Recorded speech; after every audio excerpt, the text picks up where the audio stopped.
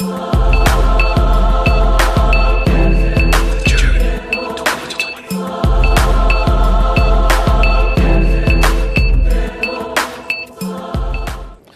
I'm Charles Morrison. Welcome to the Journey 2020, where we come to you every Monday at 7 p.m. We're at www.thejourney2020.com. We're also on Twitter, Periscope, and Facebook. So you make sure that you subscribe to us on YouTube. Make sure you hit that like button on Facebook. Surely would appreciate it. You know, we've been around since 2013. And for those who have been with us for a while, you would remember that my co-host used to be Dr. John Robertson from Robinson and Associates. And Dr. Robinson became so busy, he moved into a new building, and he said, Charles, at some point in time, I'm going to try my best to come back on the show. So I think I've been flying solo now for a little over 2 years or so. How time flies. But here at the Journey 2020, as Dr. Robinson would say, the journey is from me to you and from you to me, and so we can reach a higher level. And that's what we try to do here, and we talk about some lighthearted stuff, and then we talk about some serious stuff as well. And just to remind you that on the third Monday of every month is that we have Dr. Kathy Meeks, which is part of Robinson and Associates. She is our family therapist. She's also is a sex therapist, and so we have some fun. And her reasoning and idea of wanting to come on the show to kind of deal with some of the myths and some of the issues and problems that we really don't like to talk about. So through her therapy, she feels that it's so important that we kind of get to know ourselves and be a little bit more comfortable with some of the little simple things that seem simple to others, but a little complicated for some of us who, for whatever reason, we see things the way that we do. And for life situations and things that happen, you know, sometimes it's kind of hard for us to let go of some things. So she feels, and I also feel, that it's very important that she covers some of the things that we do right here on the third Monday of every month. And also the fourth Monday of every month, we have Hakeem Nkrumah. He is from Young Fathers of Central Florida, who's been around. Young Fathers of Central Florida been around for about 11, 12 years now. And Hakeem has a very important program. He is mentoring and tutoring and helping young fathers as young as 12 years old to understand their responsibility and to step up to the plate. The state kind of recognized Hakeem for his role and how important his program is, because at first when he went to them, they were kind of like, well, who is this guy? And if one thing about us in this culture, in our country, is that we understand numbers when it comes to money. And when he told them that he had recouped over $1 million in back child support payments, they was like, oh, well, come in, you know, we need to talk with you. But that's what he does, is that through all the madness and the craziness that goes on, he's able to take these young men, because they are willing and trying to grow and have a better understanding of their responsibility, despite the myths, despite what people may think of them, because they say, you know what, I have a child, and it may not be the right circumstances or situation, but this is what it is, and how do I make the best of it? And so through all that madness and craziness that go on with young people, old people too, so you know how that is when it comes to our relationships and emotions and all that stuff that plays a part in our relationships, he helps them to step up to the plate and say, you know what, I'm going to try to be the best father I know how to be.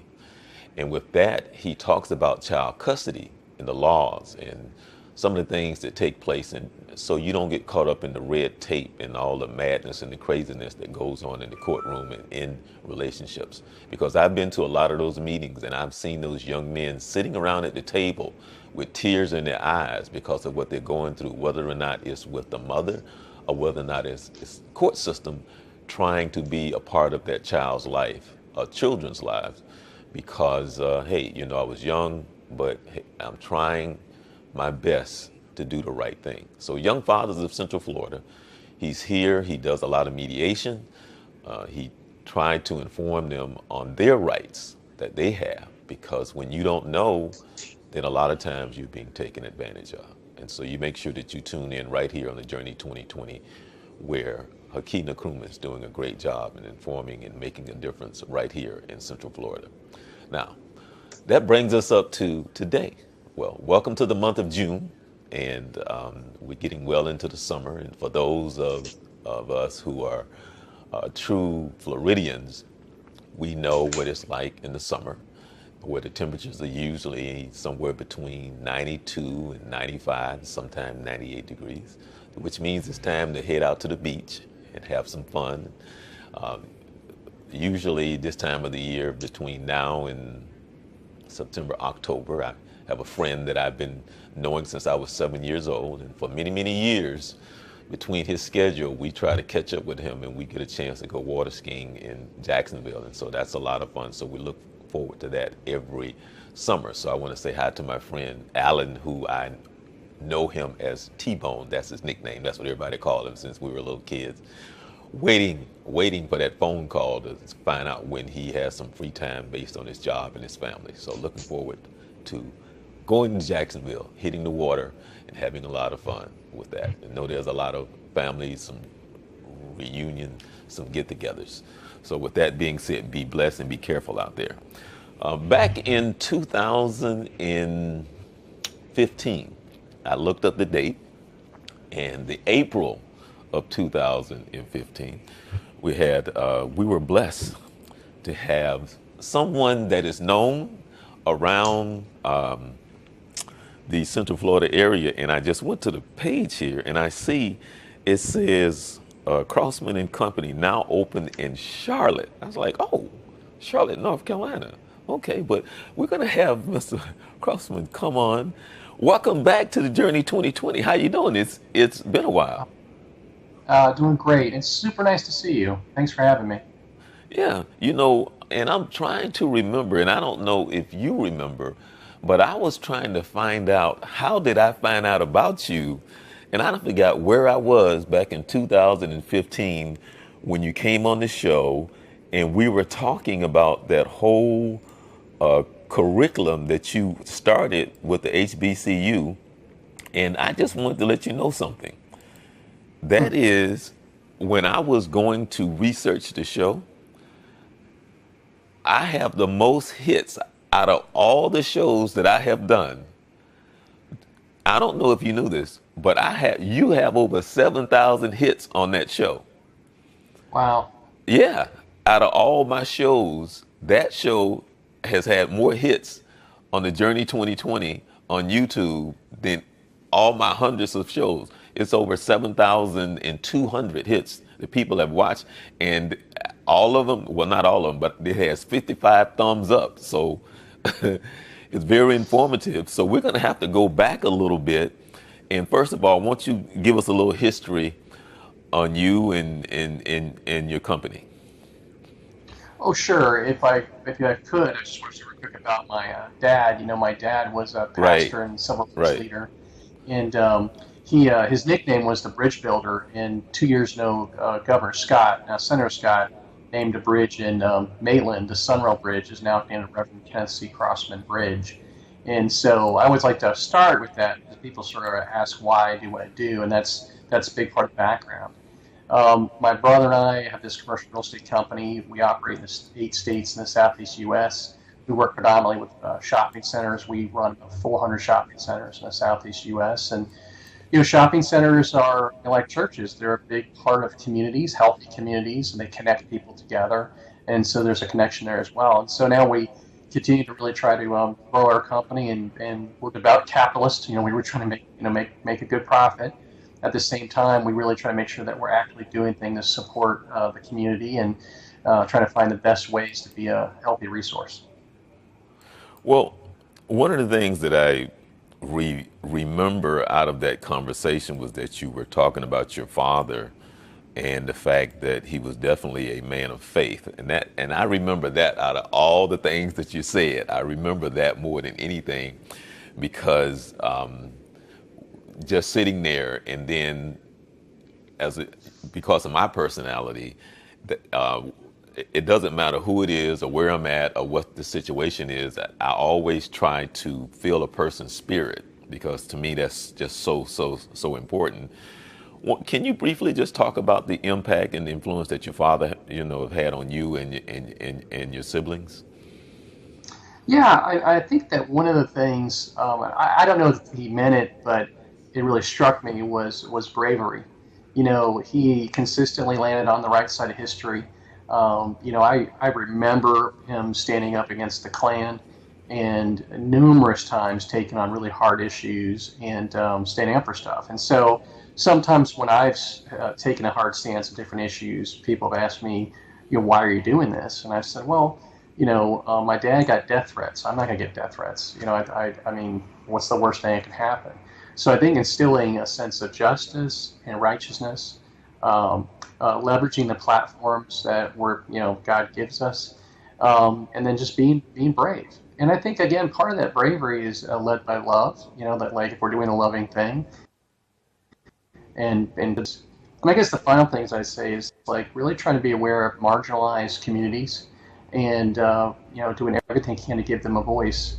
I heard a pastor give a sermon one time about generosity, and I was thinking about generosity, and so I try to be generous with my social media platform. I like to try to use it to try to give voice to topics and issues and people that maybe couldn't get a voice otherwise. Well, I'm going to play a part of the show from when you were on in April of 2015, and people can kind of get a better idea, because we're going to do a little recap, because I got some questions, because I haven't talked with you about that since you were on the show, and you can kind of give us an update, because people really don't know, because people who are watching the show right now, they really don't know why you came on the show the first time, and I mean, people will be blown away to really understand. And I'm still trying to, I think I was out somewhere videotaping something, and I think because of what you were doing, yeah, that's what it was. I just so happened to be somewhere videotaping something, and then they started talking about the curriculum, the real estate curriculum. And I was like, oh, wow. And I think that's what it was. And I asked you to come on the show, and there was a young gentleman too, and I don't recall his name. But what we're going to do is that we're going to take a quick recap, and we'll check this out just for a minute and kind of give an overall view of what took place on the very first show. Young people who are applying to college and to Bethune-Cookman, okay. The Reverend Kenneth Crossman Scholarship? Correct. Okay. Check it out. All right. And if you graduated and you went to Bethune-Cookman, donate to it so we can give more out to more students. So great, yeah. Both sides. You got take and receive. That's how that works. That's good, and I don't want to get you off the sequence, but that's one of the issues that has come up in some of our earlier programs, and that is the need for alumni to give back. Right. And I'm glad that you mentioned that. Even if it's $5. Even if it's $20, it's okay. I think there's a level of giving back. It's healthy for us all to do that. Exactly. Right? So in my job, and my brother and I are partners, and we have a company called Crossman and Company. It's a commercial real estate company. And through that, we've had a lot of passion for education. And about 7 years ago, I got asked by an organization called the ICSC, International Council of Shopping Centers, to create a scholarship for 25 universities across the country. And as I started to research, I had to rank all the universities for their real estate programs. I found that we had 331 universities represented in our organization. None of them were from historically black colleges. And then I further found out there's 106 historically black colleges across the country. None of them had a real estate program. None. That's what I was going to ask you. None. Okay. Now you might say, well, why is that? Well, there's a very clear line from slavery to Jim Crow laws to where we are today. The historically black colleges were created to solve problems in the black community or deal with that and help out with that. And this one, and also to assuage a little bit of white guilt after. Oh, sure, yeah, war. that happens too. Okay, that happens too. We get very real on No. Listen. We can talk about white guilt. That's a funny. I've got thoughts on that. Okay. Anyway. My thoughts are like, I'll take the money. If it's not always the best, but if the money comes from it, fine. But anyway, so when we created this program, I said, let's rank 24 universities we're going to give scholarships to based on the fact that they had real estate programs. But let's do one based on planting the seed to create a relationship. And the university I picked was Florida A&M. And the reason why I picked Florida A&M is that Florida State University has an outstanding real estate program, and it's 1 mile away. And I said, so since I go to Tallahassee a lot, we can make that connection. Ah, okay. And we did. So the first real estate scholarship through this program at Florida A&M. And so about 6 years ago, I went to Florida A&M and I gave a lecture. And I challenged the students with, hey, I've got this scholarship for you. I want you to start a real estate club. And an 18-year-old freshman, listening it, a kid on the drum line, heard me speak, and came up to me. I found later he was a preacher's kid too, so you gotta like that. Right, like that. okay. So he came up afterwards and he got in touch with me. He was the only one, and he founded the real estate club. And these 5+ years later, it's still there, Club Real at FAMU. Wonderful. And that young man's name was Thomas Bolin, and he now works for Crossman and Company. Isn't that So he okay? does, yeah. Excellent. So Thomas created that scholarship, and then last year, I contacted Thomas because I got asked by that same organization if I could try to get all the scholarships we created endowed. And so I will tell you, it took me 2 emails to raise the money for University of Florida. It took me about 24 hours for FSU. It took me about 40 hours for UCF. FAMU was the hardest one. It broke my heart. And I remember being angry because I couldn't figure out how to raise this money. But Well, go ahead, let me please. ask you, why do you think that was it was so difficult? I think because probably the biggest thing is that there's not an alumni base from FAMU that's in real estate. There wasn't the easy ask. There wasn't somebody who's a FAMU grad who's made lots of money in real estate that I could go and say, hey, let's honor your university. But you know what made me keep going? It's a true story. I had FAMU students donate $2. I'll have another one donate $2. And I thought, if these kids can try to find, I can do it. And so I had done some business with a guy who had decided not to use my company on a deal. And it was a little bit of tension between me and him. And he knew I was upset with him. And long story short, I said, if you endow the scholarship, we're good. And he did. Okay. Remember you talked about white guilt? Right, okay. As I said, It worked out. They say, right, everything needs necessary sometimes. It's okay. So, yeah. So we got the scholarship, and so that was a big deal. But this is what I really want you to think about. I was lying on my couch on a Saturday morning, and I was thinking about my life, and I was thinking about the FAMU thing, and it was bothering me, because here we have all these black universities, and the greatest wealth creation in the world is the ownership of property, right? Okay. We know that after. I'm just going to ask you to say that one more time. The greatest wealth creator in the world is the ownership of property, and we know that. African Americans were denied the right to vote through ownership of property. That's what it was. You couldn't register to vote unless you owned property, and then they wouldn't let for African Americans to vote, and that was 100+ history in our nation. Right. Okay, and beyond that, and this is really important for you and your listeners know this. I lecture regularly at Florida State, Miami, FAU, USF, Florida Southern College, UNC, Ole Miss, Wharton School, and I meet lots and lots of great students. Having said that, if I took all those schools together and you say, well, how do they compare? They're pretty similar, and they're good. But there's a gap. And do you know what one university consistently has had the most impressive students? FAMU. Okay? Interesting. So my industry is not diverse. It's woefully not diverse. Yeah, amen. Well, it isn't. But they want to be. Yeah. The problem is they can't figure out how to recruit. So there was a gap there. A bridge needed to be created. And so I emailed Thomas, who was getting his MBA at FAMU, on a Saturday morning, and I said I'd done some research, just brainstorming, and I found out that the White House had an HBCU initiative. I didn't know what that was or what it meant. So I said, Thomas, I emailed him, I said, I want you to get us a call with the White House. Now, he was 22, got that email from me. He told me later he about fell out of his chair. But you know what he did? He figured it out. He got that. And he emailed me a little while later. He said, I got a call set with us at the White House. And so in July of last year, Thomas and I had a phone call with the White House. We were coming back from vacation. We're driving our minivan. I had to tell the kids, okay, be quiet. We were on the phone with the White House. And so I said to the contact of the White House, I said, this is a gap in the civil rights movement. This is a gap. This didn't get addressed. This is a way, how do you prevent a Ferguson, right? Okay. People own homes. If they own the Yeah. buildings, if you own the business, that's one thing. If you own the building the business is in, it changes everything. Exactly. So it's a perfect storm, right? Yeah. And so this is how life gets more interesting. So the next month, okay, August, Thomas is graduating. And who is the keynote speaker at his graduation? The executive director of the White House HBCU initiative. Ah, right? Wonderful. So I asked SpamU if Tom and I together could meet with the executive director. And then I played a little bait and switch. Okay. I called Thomas. I said, "Are you ready for this meeting?" And he said, "Yes, sir." And I said, "Well, guess what? You're going to do it by yourself. I'm not going to come. You're going to do it." And he did. He did.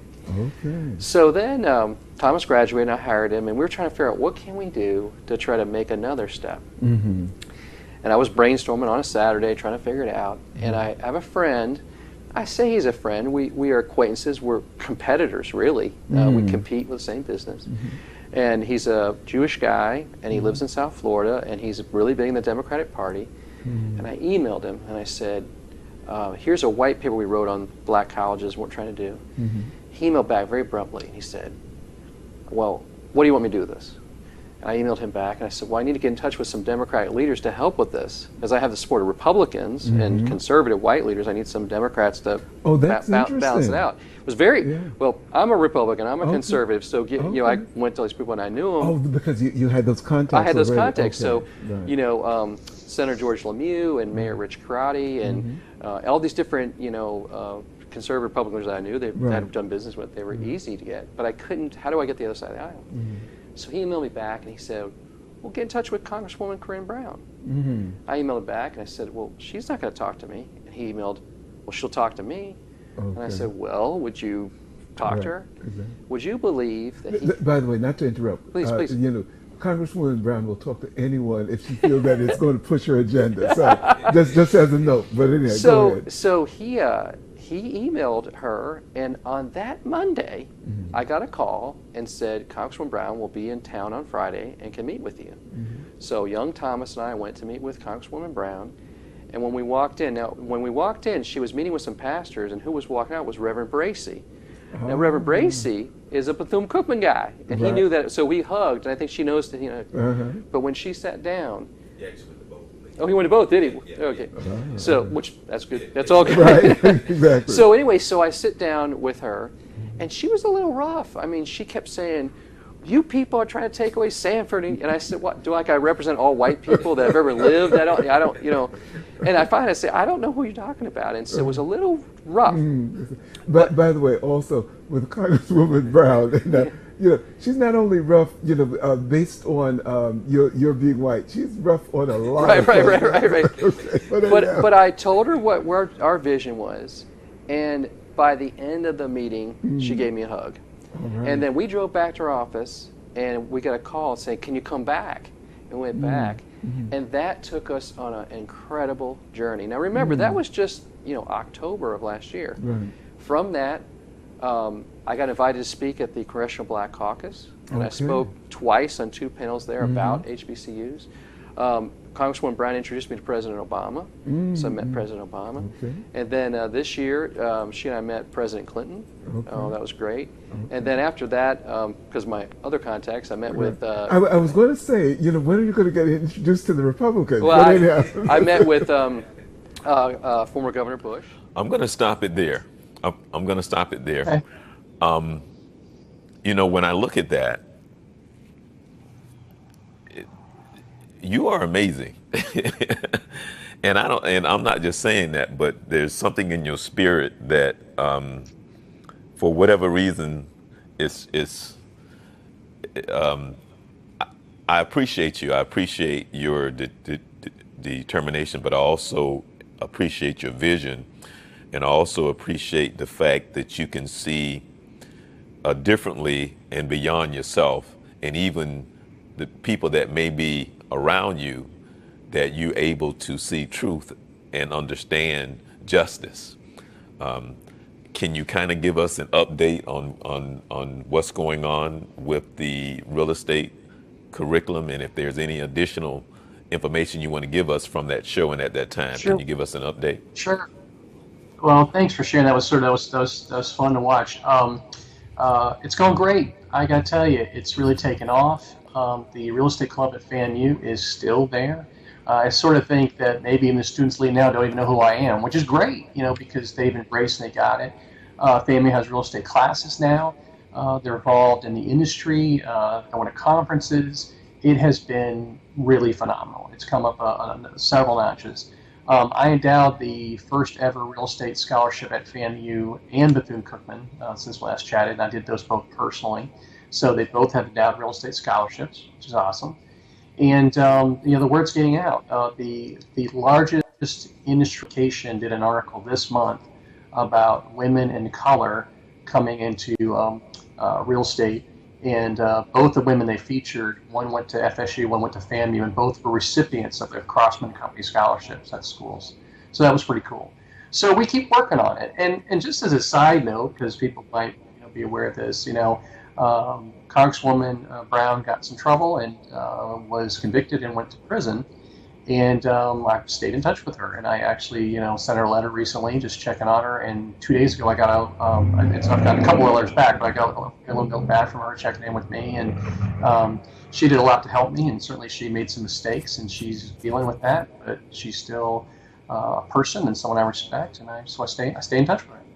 Yeah, well, I mean, everyone knows a lot of the great things that she accomplished while she was there in office. For sure. For whatever reason, things end up the way that they do, because we all fall sometimes. But that's right. We cannot deny all the wonderful things that she did while she was there in office. That's right. And going back to you, man, there is just so much because even when because I had forgotten some of the things that when I just listened to, and I'm like, oh yeah, that's right, because now it's all coming back to me once I watched that, because that's my first time seeing it since 2015, and now I realize, I actually should have done a follow-up long time ago because of the real estate, what it is and how important that is. Now tell me, how did it start at Cookman? Because we know how it started at FAM. Can you kind of give us an update on Cookman? Yeah. So Cookman, I've got a relationship with Cookman going my entire life, and when my dad was dying in 2004, he asked that we create a scholarship in his memory there, and we did. And so then I went back years later and then plugged them in, and then they started a real estate club, which has continued as well. And then I endowed the real estate scholarship there at the same time it did FAMU, and that's continued. So I continue to do work with Bethune-Cookman. They've had some other challenges recently that they're focused on, but absolutely still going on there. And the bigger thing that I'm really excited about is I've really sensed that in my industry there's a much more knowledge of HBCUs, which is great, and there's much more value and sincere interest in investing in HBCUs and getting more people of color in real estate. We were joking about it, years ago in the interview about white guilt, and I don't see that as much anymore. What I see is I think people truly valuing diversity and in a very real way, and seeing this as absolutely the right, appropriate thing to do. So it's gotten better and it's gotten easier. We have a lot more work to do, but I will tell you that educating the population on the importance of understanding, how to sign an apartment lease, how to buy your first home, how to buy an investment property. Communities do better when people own real estate and have the education real estate. And most education real estate historically is really generational. People learn from their parents. And so stepping into a space on black colleges and providing that educational experience, that's a big deal.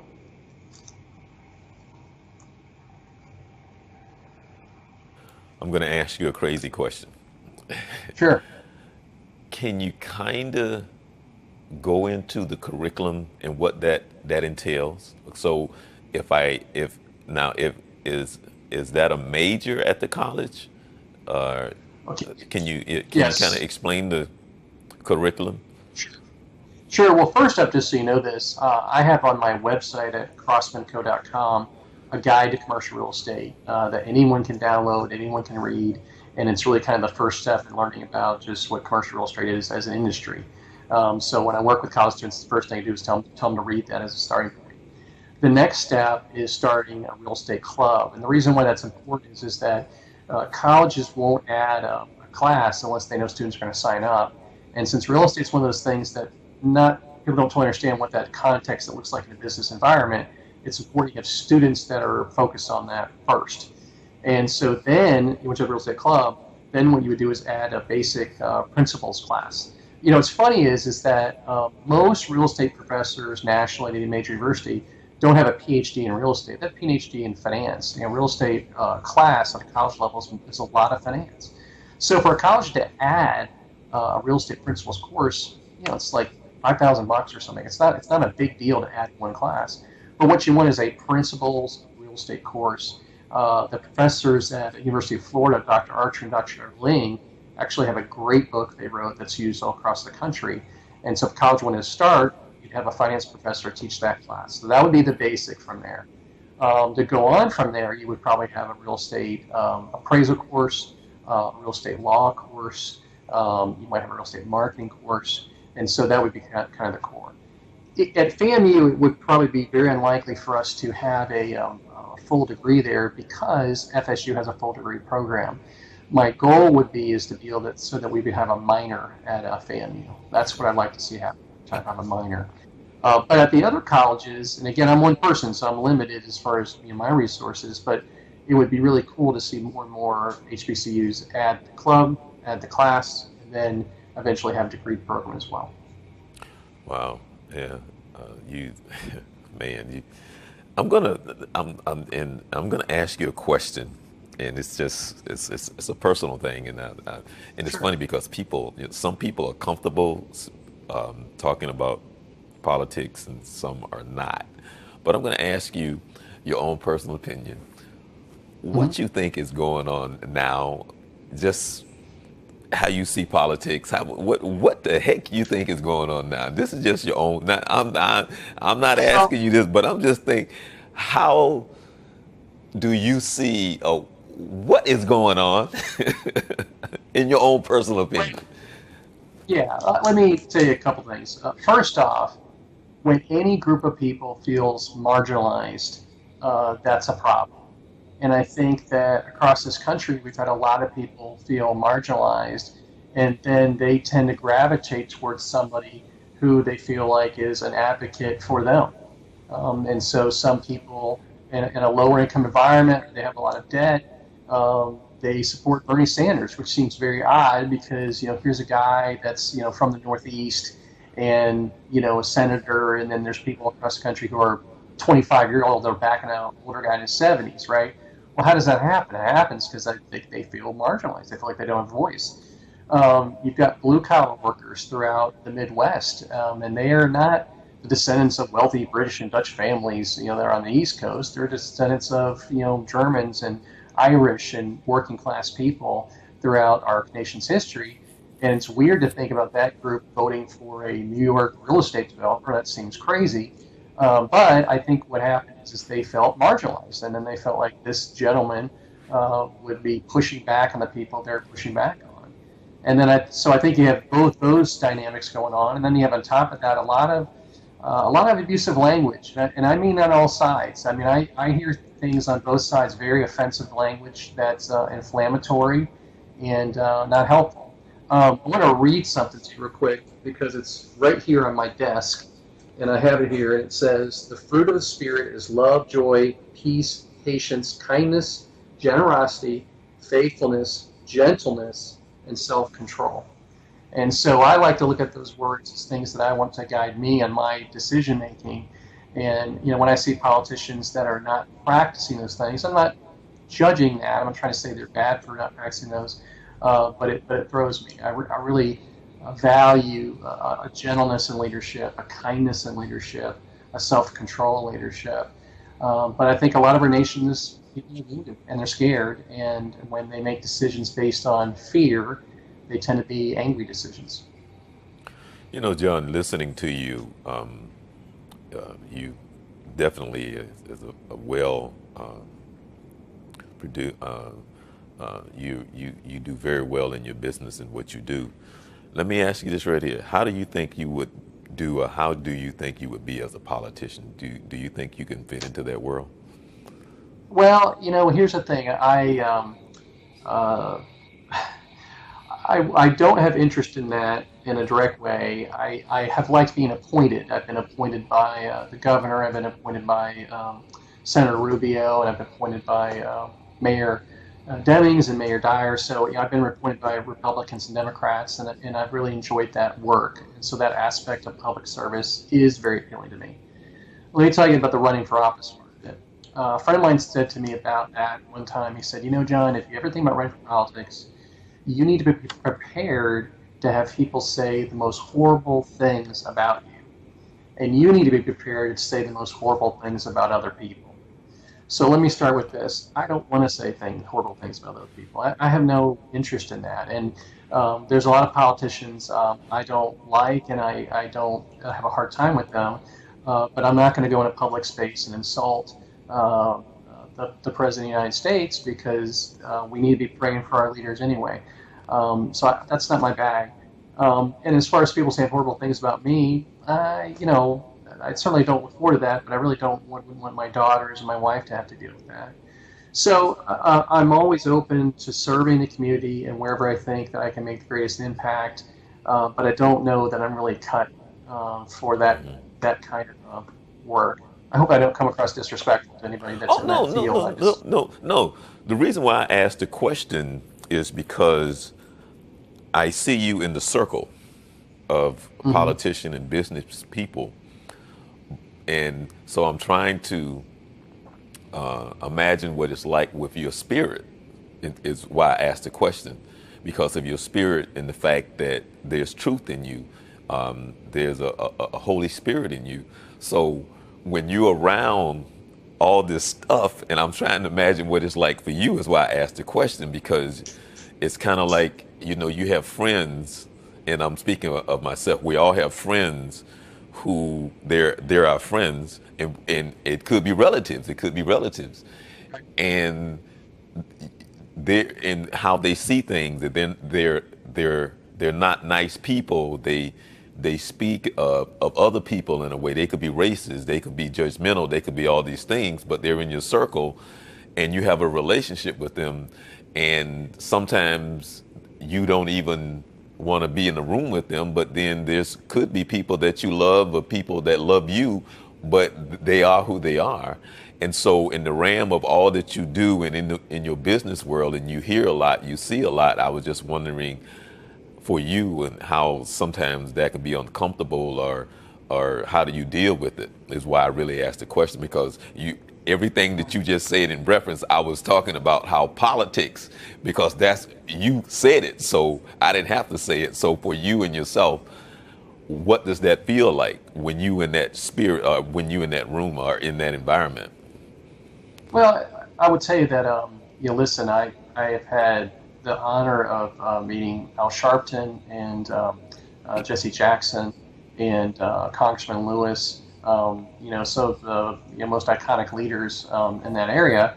And then I've also had the honor to meet President George W. Bush and Newt Gingrich and numerous other Republican conservatives. And overwhelmingly, I found all those people I've met to be very kind, very nice. Mike Vice President Pence I met last year. Very kind, very professional, good people. And I think for the most part, when you meet those people, they are desiring for justice and good things to happen. And of course, again, I'm a conservative. I'm very conservative. I'm a conservative Republican. And so most people, I don't agree with them on issues. But again, I start from the viewpoint, well, first I start that they're a human being. And then the second point is like, where are we working together? I had a wonderful dinner with Martin Luther King III a couple years ago, where we talked a lot of great issues. And last year, and some people got mad at me when I said this, I had lunch last year with Nancy Pelosi, and I found her to be super intelligent, respectful. She opened up the conversation quoting scripture, and she ended with quoting Ronald Reagan. So I was just, and by the way, she's almost the same age as my mom, and so I just really tried to be very respectful to her. Again, do I agree with her on issues? I disagree with her on a ton of issues, but I respect her as a leader, and I value the time. So I think that's my perspective. Is I just really try to be kind, listen, and find common ground where we can make an impact. All right. Well, in all of that you said, John, I'm going to just briefly give my personal opinion on something. This is just my personal opinion.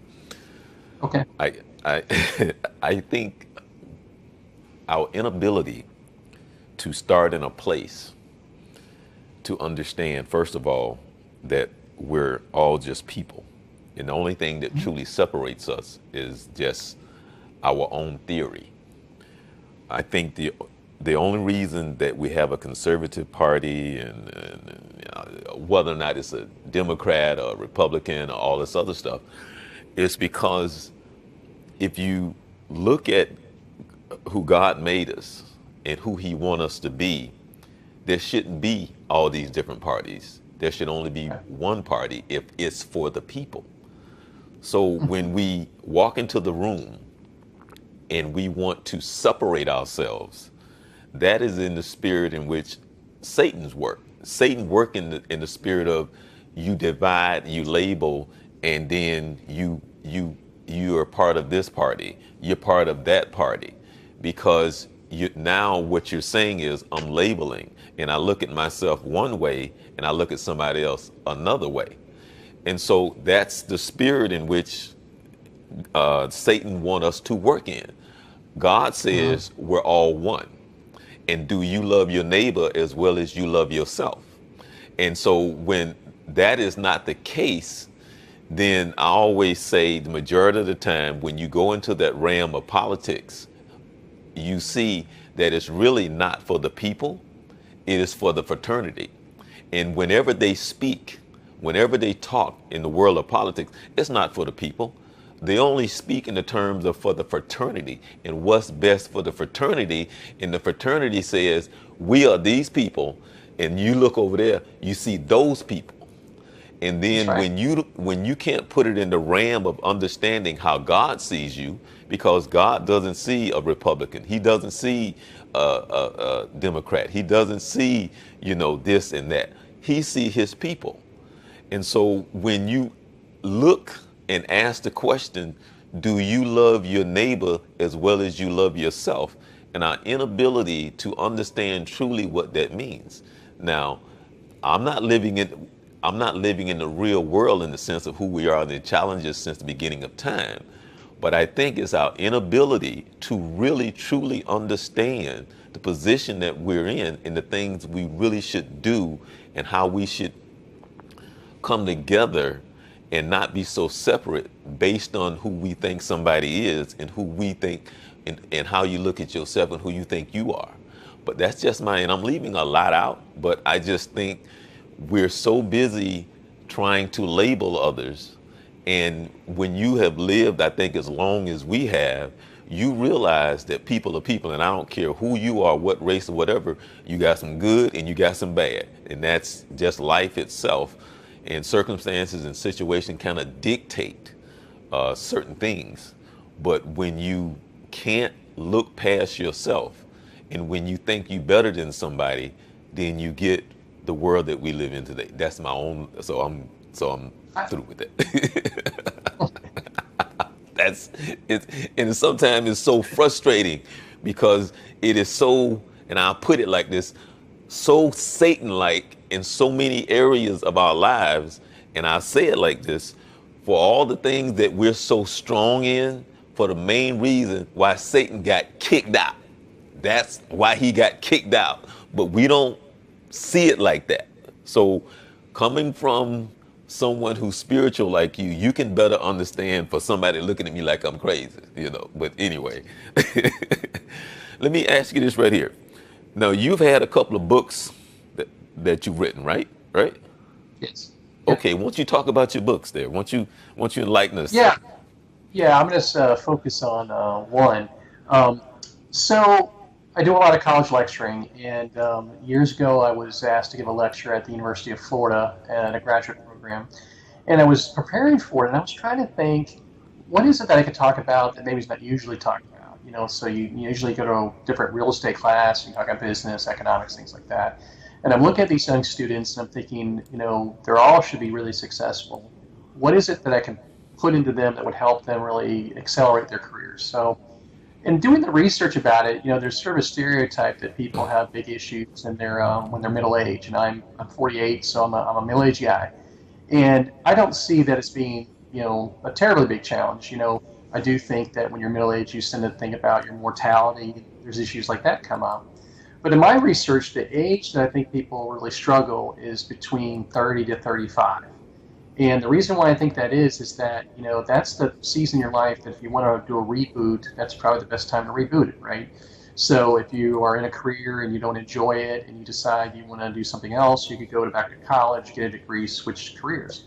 If you're married to somebody and you're thinking, gosh, I don't have children with this person, and you get divorced and that's sad, but there's kind of a reboot, reset time.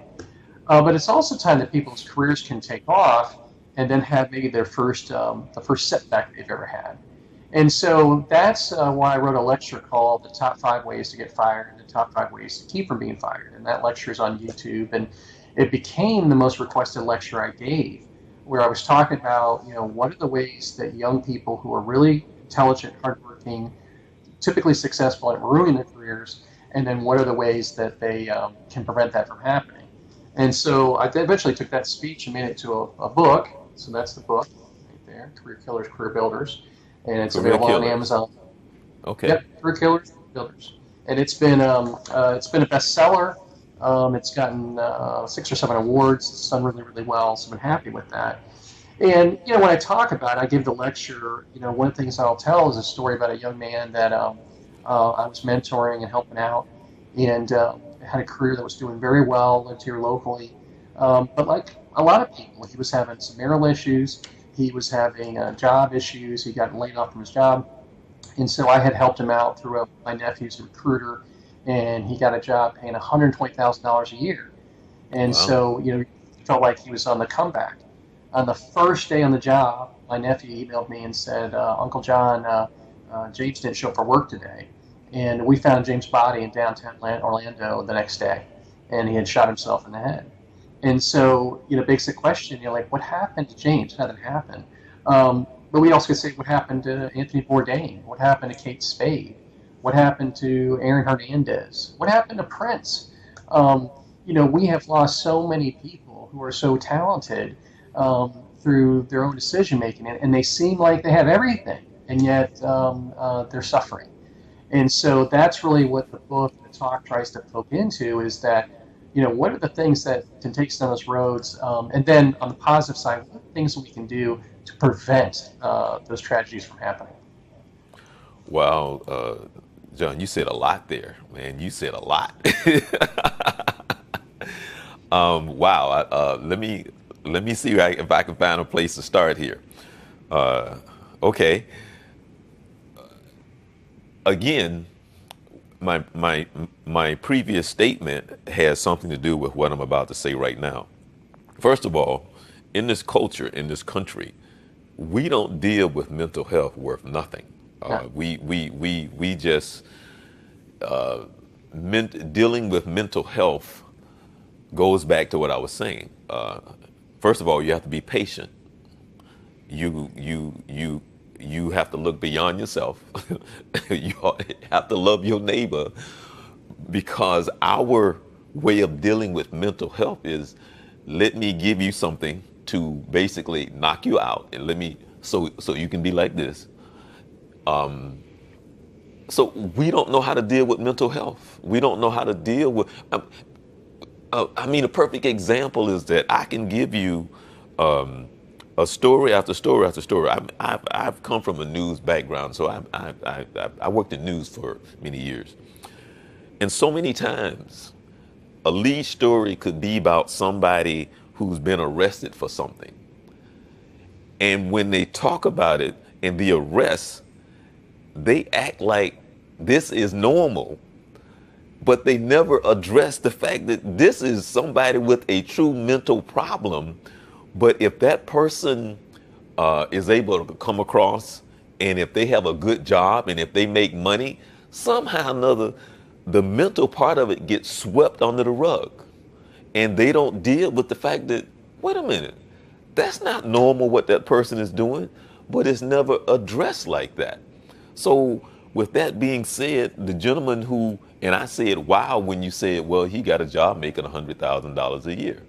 So with that being said, but then you found out that he committed suicide, and people are going like, wow, because all they doing is based it on money, not what makes them happy, not what's truly going on inside him and spiritually, emotionally. It's always based on these material things that truly have no meaning to what we think that we have put into the forefront. It's almost like there's a whole nother show that you can do.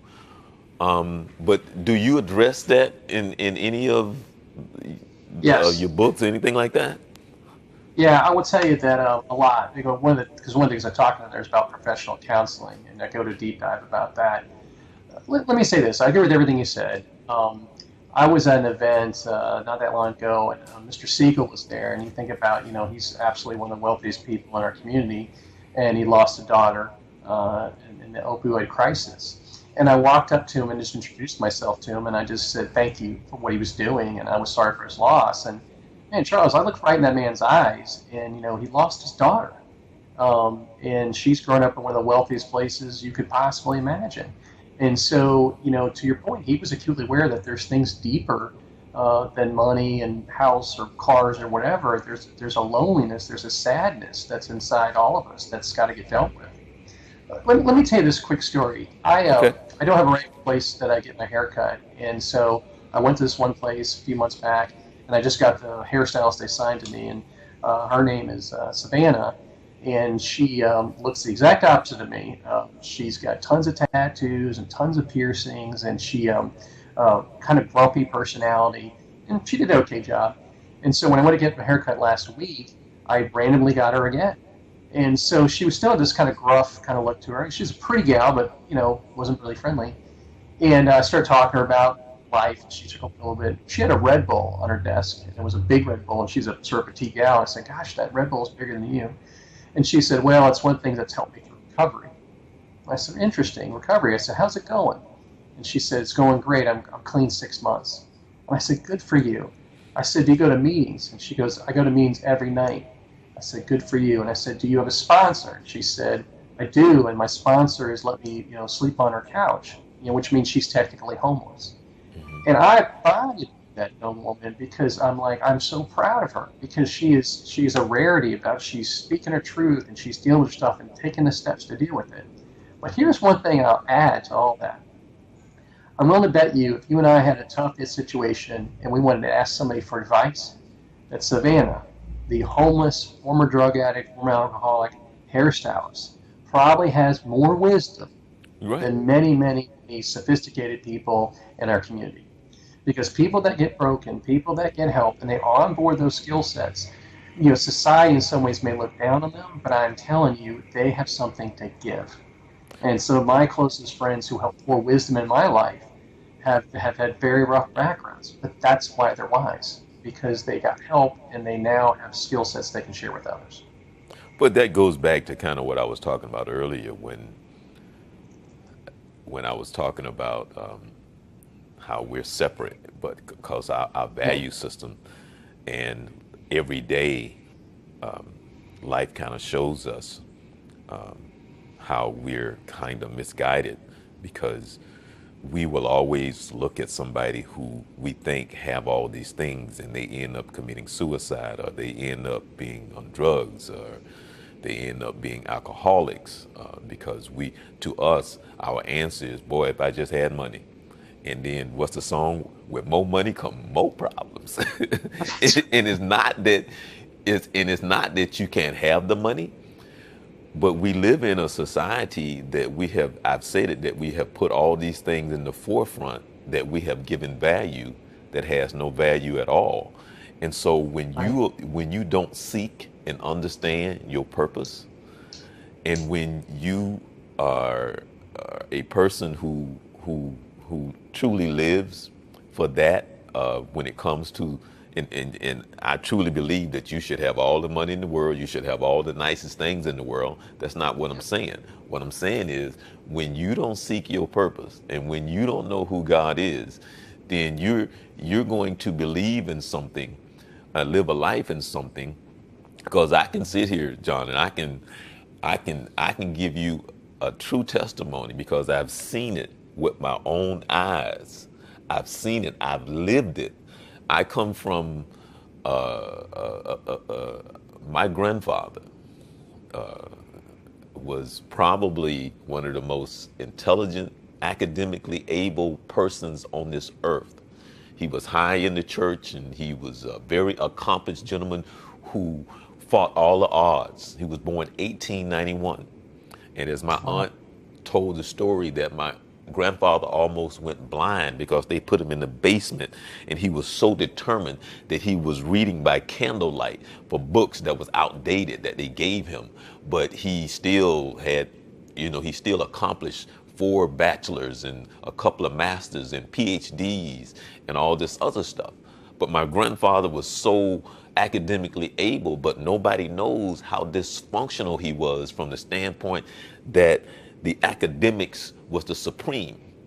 And there's things in which I still have his Bibles, and I'm looking at his notes from 1933 and 1934 and 1929. But the impact that he had on my family, on my father's side, and I saw how my father lived, trying to live up to his standard for something in which out of all my grandfather's children was very accomplished. My aunt was a doctor, and somebody else was this, and somebody else but that. But because my father was born with a difficulty through childbirth, he was limited in the sense of not being able to get the help that he needed. So he was the only one that didn't finish high school. And the fact that my grandfather treated him like crap, because it was like, how dare I have a child that can't learn? He couldn't learn like the others, but he could. So I saw the impact that my grandfather had on my aunts and uncles. And I'm saying this to say the impact that he had, because what he put in them, because he couldn't understand some of the little simple things that which we talk about. But we'll look at his accomplishments. We'll look at the fact that he was a man who was born 1891, who came up through the time of when blacks wasn't this, when blacks wasn't that, and he accomplished PhDs and masters, and what he accomplished was like really serious majors, in which it wasn't like he was just doing this. He had some serious majors that he accomplished his PhDs in. And so, but we won't look at what he spread it among his children.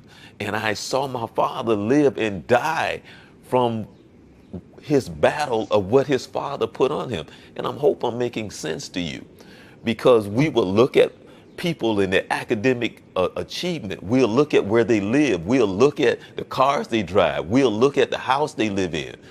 But we won't look into their souls and their personalities and who they really are, and are they happy, and are they really doing and living the life that they should be living, spreading the joy and love for people to truly find what are they supposed to be and what they really supposed to be in the likeness of God and what their intent. My grandfather was a great guy, but I have seen it and lived and have seen the impact on all of his children. And it's little things like that that people really don't take the time, because I've seen my father suffer to the day that and I don't mean suffer like people think he suffered, but I know that his life could have been so different. And when my grandmother died in '86, he suffered on, he died in 2016. He was 86 years old. But all my life, I saw the impact. I've seen the little things of those things in which we're trying to accomplish academically, if I'm making sense. If I'm making sense. Well, let me jump in and say this, because I think this is core to your point.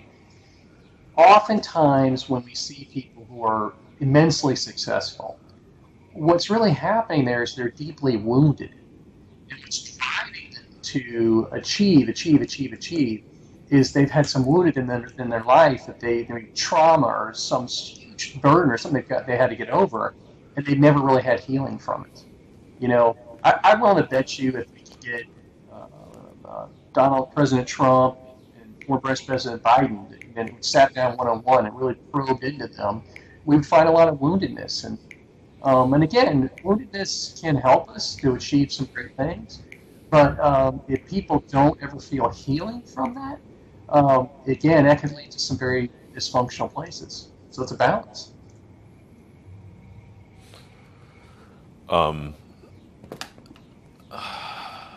You know, I really, you know, admire you more than you know, because it's for me to be as old as I am and to understand, you know, even for your own accomplishments, and even which I would like to have you come back on the show, because I would like to have you talk about the relationship with your family, the relationship with your brother, and how you have made it work. Because that, I mean, I think that would be a great show, you know, to talk about the relationship, because there are some people that can't work with family. Yeah. And you know what I'm talking about. And then you can work with family, you know, for a little while, but then as it becomes more successful, with more money, it comes with more problems. Right. So would love to have you to come back on. But and how quickly the hour has gone by. But before we leave, now, is there anything else that you want to talk about in reference to your book, or anything else that you want to talk about in reference to the real estate curriculum, or anything that you left out that we want to make sure that you get in? No, I would just wrap up by saying, support your local HBCU. I'm doing more work right now with the FAMU. I'm actually the chairman of their law school dean's advisory board. I'm on the foundation board, and any chance you can get to support FAMU or any of your local HBCUs, I encourage you to do that. The other thing I'd say regarding my book is that I hope it's a tool, and it's available on Amazon and Barnes & Noble and Books A Million, so people can buy it there. But you know what? If somebody really feels like they want it, they can't afford it, they can email me, and I'd be glad to mail it to me. Because again, I never wrote the book to make money. What I did is I wanted to be a tool and a resource to help people, and sometimes it's just helping to get some topics on the table and talk about things. And I think the final thing I'll say about mental health is I like to say, feel your feelings and speak your truth. You know, we're all having issues. We're all having things that we're trying to deal with. So I think whatever you can do to talk about them, deal with them, and live life openly with other people, that's key. Now, once you hold up your book again, let's for the people to see your book again, and they can, of course, they probably can find it on Amazon, right? Yep. So it's on Amazon. It's at Walmart. It's at Barnes & Noble, Books A Million. It's very easy to find. All right. Well, you know, I really appreciate you coming on the show today, because, you know, I know you're a busy man. Well, it's my pleasure. It's always good to see you, and anything I can do to be a help to you, I'm glad to do it. All right. Well, again, let me know when you want to come back on the show, because I definitely would like to talk to you, about the fact that what is it like? What's the secret of the success? And actually, you know, that would be a good book. The success of working with family. Well, you should think about writing that book. Yeah, there's all kind of there. Glad to do it. So we'll get in touch about that. Sounds good. All right, John. Thanks a lot. All right, take care. Bye-bye. All right, that's John Crossman. He's always a great interview, and when you hear the story about the real estate and the curriculum, if you want to find out more about that show, you can go back. You can go to the archives of the Journey 2020 of 2015, and that show aired April 7th. So you can go back and stroll down to 2015 April 7th. So that's when he was on the show and talking about FAMU and Cookman, and making sure that the curriculum is part of some of the HBCUs. And great story, great gentleman. And when you do watch the show, you will better understand the impact that his father had on him.